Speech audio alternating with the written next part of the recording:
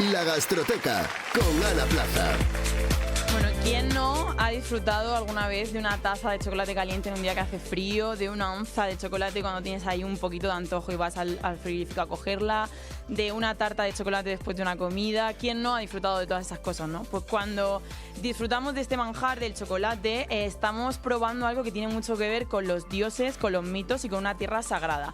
Vamos a empezar hablando un poco del origen mitológico del cacao, porque hay un mito azteca que nos cuenta que hace mucho tiempo hubo un dios que se llamaba Quetzalcóatl, no sé si lo he pronunciado bien, pido perdón, que descendió a la tierra y pues traía consigo los regalos que eran pues de un enorme valor para los hombres. Trajo la agricultura, las ciencias, las artes, y en su paso por la ciudad de Tula se enamoró de una princesa que tenía una belleza, bueno, sin igual.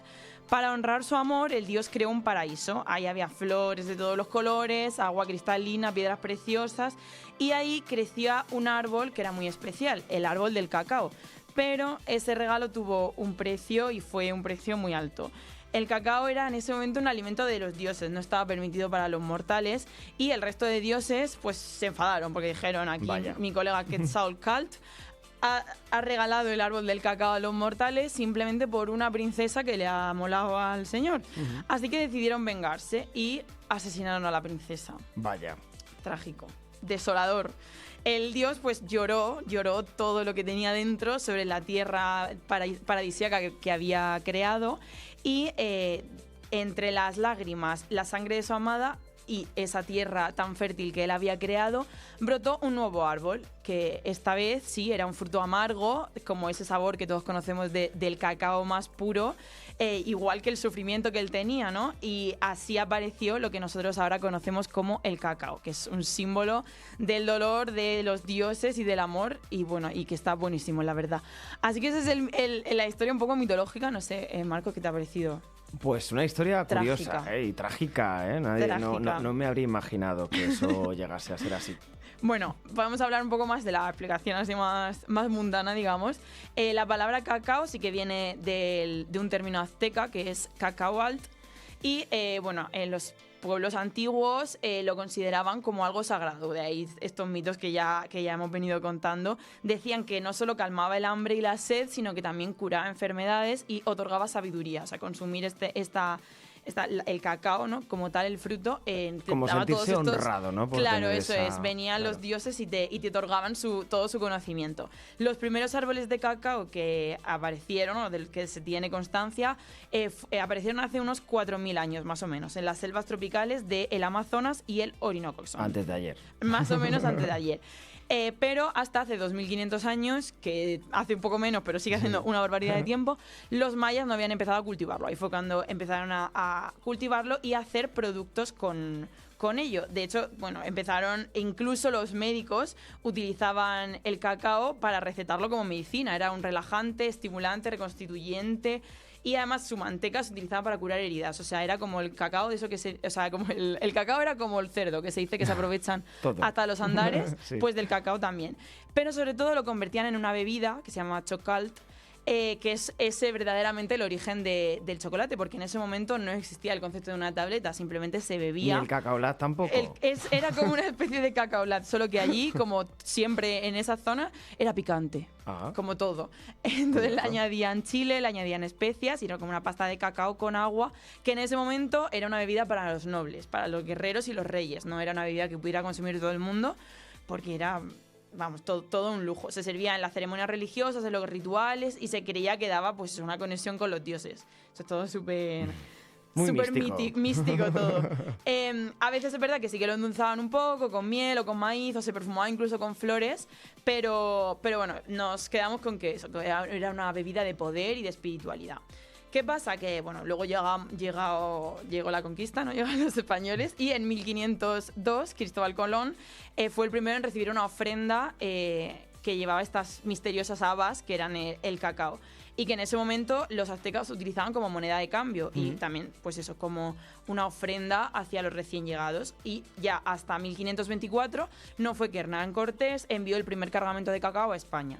Así llegó pues hasta España el primer cargamento de cacao. Desde allí se fue expandiendo. Primero fueron los monjes los que empezaron a trabajarlo y a consumirlo, y fueron adaptándolo poco a poco al paladar español, ¿no? Porque a nosotros las especias no nos gustaban tanto, y las sustituyeron por miel, azúcar y leche, creando pues un producto. Seguía siendo una bebida, pero un producto que ya pues se parece más a lo que nosotros nos comemos con unos churros, básicamente. Durante un siglo, pues los monasterios, los monjes guardaban esto como si fuera oro en paño, era todo un secreto. Incluso, bueno, en Cuaresma, cuando los monjes no podían comer, lo utilizaban como un sustento espiritual, porque ellos decían que eso no contaba. Bueno, no sé, yo creo que algo sí contaba, Eso se está engañando un poco, ¿eh? Estaban ahí haciendo trampas. Pero bueno, con el tiempo este secreto se filtró más allá de los muros de los conventos y empezó a difundirse por Europa. Fue primero María Teresa de España, que se casó con Luis XVI, el rey Sol, que ella pues, le gustaba mucho el chocolate y dijo, yo no me voy a ir a Francia sin mi chocolate, entonces se lo llevo para allá. Se lo llevó para allá y los reposteros franceses dijeron, ¿pero esto qué es? Esta maravilla. Así que nada, empezaron a utilizarlo allí y fue difundiéndose poco a poco. Primero en Madrid y en París se hicieron chocolaterías donde pues los nobles, la gente más pudiente iba allí a disfrutar de este, era un poquito manjar. La droguita de la época. Sí, yo creo que como que se las daban un poco, ¿no? Sí, de chulos. Eso es. Tengo un trozo de chocolate, por debajo de...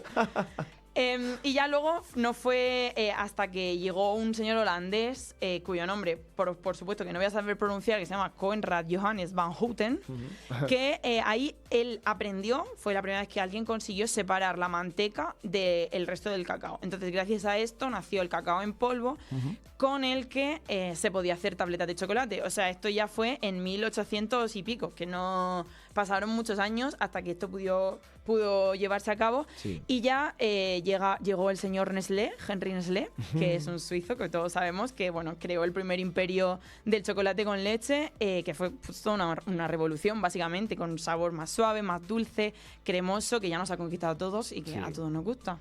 Hombre, por supuesto. ¿Qué opinas de esta historia? Cosas de Nestlé. Hombre, claro, todo el mundo.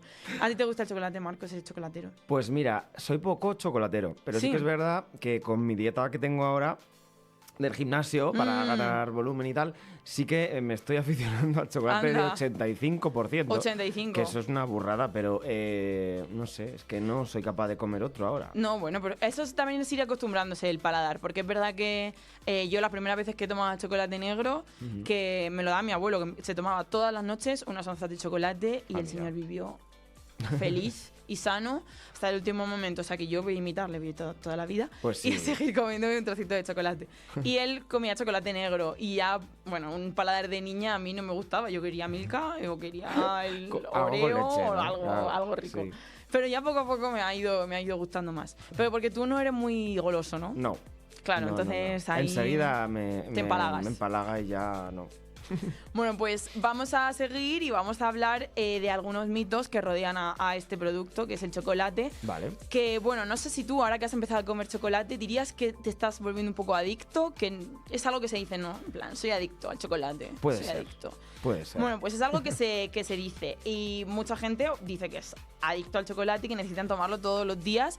Pero realmente el chocolate no se puede incluir en la categoría de sustancia adictiva, que a pesar de que, bueno, pues puedas sentir algún deseo, algún anhelo de tomarlo, pero realmente no puede llegar a considerarse como tal. Quizá el azúcar sí, entonces lo que hay que mirar es si el chocolate que estamos consumiendo lleva un porcentaje muy alto de azúcar o no, que es lo que realmente nos genera ahí esa dependencia. También se dice muchas veces que el chocolate es antidepresivo, que te sube el ánimo, porque tiene unas moléculas que se llaman feniletinamina y anandamina, que bueno, que se dice, o sea, se han difundido este mensaje de que puede ser antidepresivo. Es verdad que no está demostrado, no avala esta afirmación, pero sí que es verdad que... Bueno, pero una onza de chocolate cuando estás nunca bajón, hizo daño a nadie. Nunca viene mal, ¿eh? Efectivamente, porque despierta ahí un sentimiento de confort y de placer que se debe a que nos ayuda a crear serotonina. Claro. Serotonina, no serotonina. Que nos genera esa satisfacción. Entonces sí que puede ser que nos levante un poquito el ánimo un trozo de chocolate, eso hay que conceder. Que eso, vamos, 100%. Pero lo que también nos genera el chocolate, que esto es uno de lo que se dice sobre este producto, es energía. que es un producto estimulante, claro, porque está compuesto por varias sustancias y entre ellas la cafeína, que bueno, pues como todos sabemos, igual que el café, pues estimula el sistema nervioso. Esto explicaría por qué cuando comemos mucho chocolate, pues nos sentimos como con más energía, de nuevo igual que con el azúcar, pero con el chocolate, pues sobre todo el más puro, pues es una energía que se queda un poco más sostenida en el tiempo, no como el chocolate, o sea, el azúcar, que es un pico enorme y que luego nos da más el bajón. Incluso pues si te das un atracón te puede dar ahí un episodio de nerviosismo, de taquicardia, pero bueno, eso ya tiene que ser si comen mucho chocolate. Yo creo que con una onza estamos todos bien. De hecho, bueno, con 100 gramos de chocolate, si es con leche tiene como 20 miligramos de cafeína, y si es chocolate negro incluso puede llegar a 60 o 69%. Que para que nos hagamos una idea, un expreso de café de más o menos 30 mililitros ya tiene 60 o 70 miligramos, o sea que se acerca mucho a lo que nos puede hacer un café. Si nos queremos tomar un café con un trocito de chocolate, vamos, tenemos energía. Oye, qué mezcla más perfecta, para toda la tarde. Sí. Pero vamos, que no nos tenemos que preocupar, porque si tenemos buena salud, pues no pasa nada por consumir esta cafeína extra que nos da el chocolate. Y luego también está ese mito, esa habladuría que dice que el chocolate negro engorda menos. Bueno, el chocolate en sí no engorda. Claro, que engordas eres tú, ¿no? Claro, no. Claro. Eso. Me gusta cómo piensas. Bueno, realmente la única razón por la que es preferible comer chocolate negro por encima de otros es porque nos guste más. O sea, no porque engorde más o porque engorde menos. El alimento del chocolate en sí es muy calórico, tiene mucha grasa, o sea que es difícil evitar ese carácter, ¿no?, grasiento del chocolate. Sí. Y en realidad no hay tanta diferencia entre uno y otro. De hecho, el chocolate negro, que tiene un 70-85%, es más energético, o sea, da más calorías que un chocolate con leche, que daría, en general, da menos calorías. ¿Por qué? Porque la leche tiene menos grasa que el chocolate, y en ese porcentaje de leche lo que hace es reducir un poco la ingesta calórica del chocolate que estamos comiendo. Luego ya hay que entrar en calidades, etcétera. Pero bueno, por norma general, si eliges chocolate negro, que sea porque te gusta más y porque te apetece, ¿no? Como decía Marcos, que él no es muy dulcero, pues, claro, pues lo mismo. De hecho, bueno, es que el chocolate negro no siempre es puro, ¿no? Como eso es algo que también lo solemos decir, ¿no? Chocolate negro que es más puro. Realmente la legislación dice que cualquier chocolate que lleve un mínimo del 35% puede venderse como chocolate negro, aunque el resto de cosas sean otros alimentos que no sea leche, ¿no? Entonces no significa que el porcentaje de chocolate sea más alto porque se llame negro o porque se llame amargo o porque se llame extra de cacao. Esas cosas siempre, como con todo, hay que mirar la lista de ingredientes y saber exactamente qué lleva. O sea, que puede ser que no lo comamos y digamos, anda, pues esto no era chocolate. No es muy chocolate. Chocolate muy puro. Claro. Sí. Y luego ya, así como un último mito, digamos un consejo, no sé si alguna vez os ha pasado que tenéis el chocolate abierto tanto tiempo, a mí no me suele pasar, me lo suelo comer antes, pero que se vuelve blanquecino, ¿no? Se crea como una capa blanca, ¿ves? Tú bueno, también. Es que también es verdad que no ha dado tiempo a que pase. Claro. Pero cuando lleva mucho tiempo sí que puede perder el brillo, quedarse un poco mate, así como blanquecino, grisáceo.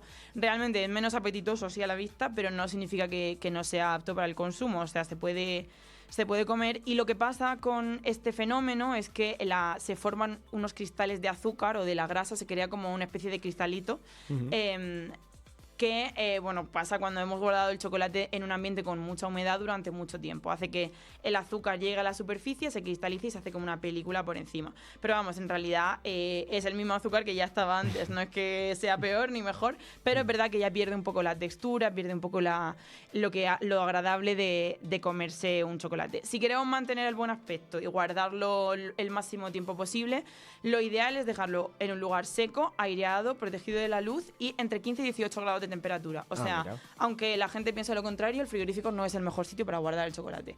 O sea, al frío nada. Eso sí, si estamos en agosto, ya no, yo hombre.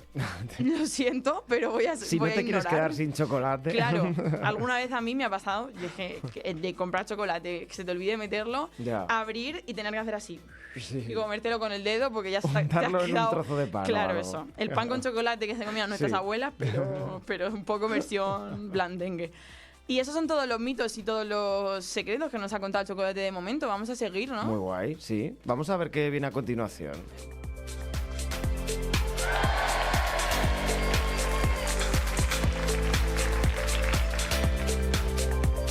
Cuida Cambia tu alimentación para una vida saludable con la Gastroteca, con Ana Plaza.